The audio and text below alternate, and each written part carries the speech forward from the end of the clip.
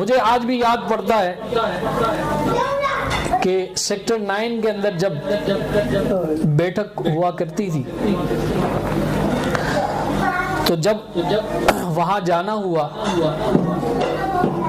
تو دوسرے تیسرے دن ایک نظام دکھایا گیا، اور وہ نظام یہ تھا کہ وہاں پر 2 مسلمان خواتین تھیں، لیکن نام کی مسلمان تھی، باطن میں ان کے غلاظت تھی۔ اور ہوا یہ کہ وہ سفلی کا کام کیا کرتی تھی مسلمان۔ اب یہاں پر ایسا حال ہے کہ بس ظاہر اس کا مسلمانوں والا ہے، لیکن باطن میں وہ بتوں کی پوجا بھی کر رہے ہیں، نعوذ باللہ من ذالک، شیطان بھی پالے ہوئے انہوں نے، مندر بنائے ہوئے گھر کے اندر، سر مندر ظاہراً آستانہ ہے اس کا، اور باطن میں مندر۔ ایک کیس میرے پاس آیا بچی کا، اس کے ساتھ حاضری کے معاملات تھے۔ اب ایک چیز حاضر ہوئی، اس کو پکڑا، پھر دوسری حاضر ہوئی، اس کو پکڑا، تیسری حاضر ہوئی، اس کو پکڑا، یوں کرتے کراتے 17 کے قریب چیزیں تھیں اس کی، ان سب کو پکڑا۔ اب میں تھکار گیا کہ بھئی یہ کیا ہے، ایک پکڑتا ہوں، دوسرا پکڑتا ہوں، تیسرا۔ میں نے ان 17 کی 17 جو چیزیں تھی، باقاعدہ ہندو تھے، ہمزاد تھے، وہ سارے ان کے جو ہے نا نام وغیرہ لکھے، اور لکھنے کے بعد قبلہ میاں حضور دامت برکات قدسیہ کے پاس لے کر گیا پرچہ۔ میں نے کہا میاں حضور یہ کیس میرے ہاتھ میں آیا، 17 کے قریب اب تک چیزیں پکڑ لی ہیں، اور یہ تو ختم ہونے کا نام نہیں لیتی، کیا کریں؟ کہا تم اپنا کام کرو، میں دیکھ رہا ہوں، توجہ ہے میری، اور میں ڈیوٹی لگا دوں گا۔ اب وہ اپنا کام کیا۔ میں نے کہا میاں حضور یہ میں آپ کے سپرد کرتا ہوں، اب آپ کی مرضی، ان کو قید کرنا ہے قید کر دیں، جلانا ہے جلا دیں، واپس کرنا ہے واپس کر دیں۔ بلا نہیں، اس کو واپس نہیں کرنا، یہ جس بندے کی ہے وہ بندہ جو ہے ظاہراً مسلمان ہے، لیکن باطناً اس نے بڑی خباثتیں کی ہوئی ہے رنچو لین کے اندر۔ ہاں زبیر مامو، اب وہ مر گئے، ہاں مر گئے۔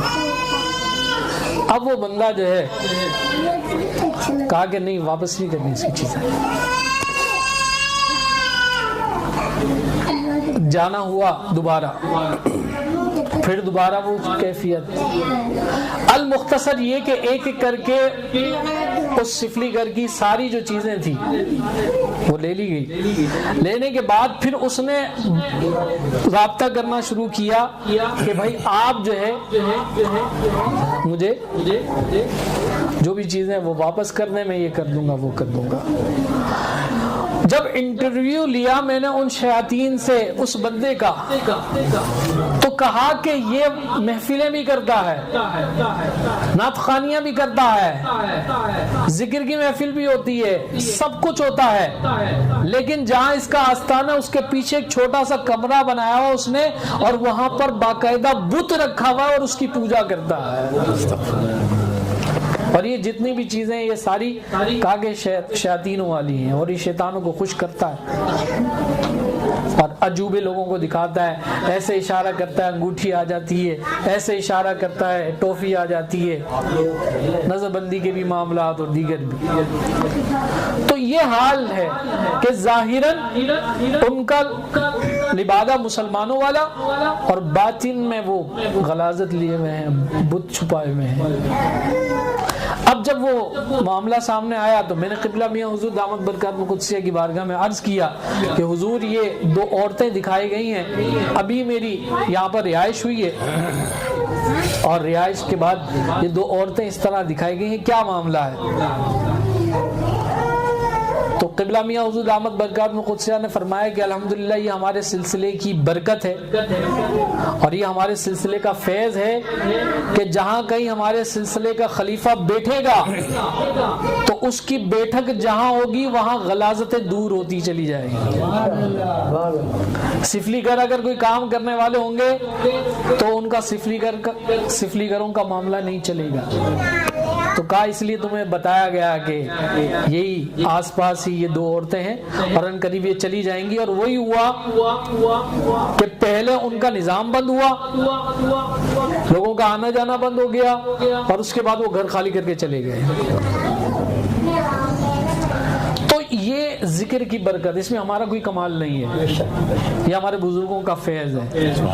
اور آپ قبلہ میاں حضور دامت برکات قدسیہ صوفی کمال بابا نقشبندی مجددی رحمۃ اللہ تعالی علیہ, انہوں نے ایک ہی بات کی تعلیم دی اور کہا کہ بیٹا یہ چڑی طوطوں کے پیچھے مت بھاگو, یعنی جن جناتوں کے پیچھے ان کو حاضر کر لینا, ان کو مسخر کر لینا, ان کو تابع کر لینا, ان سے کام لینا, کہا ان چیزوں کے پیچھے نہیں بھاگو, بس اللہ کے ذکر میں لگ جاؤ. یہ جتنی بھی مخلوقات ہیں وہ سب تمہاری غلام ہو جائے گی, سب تمہاری تابع ہو جائے گی.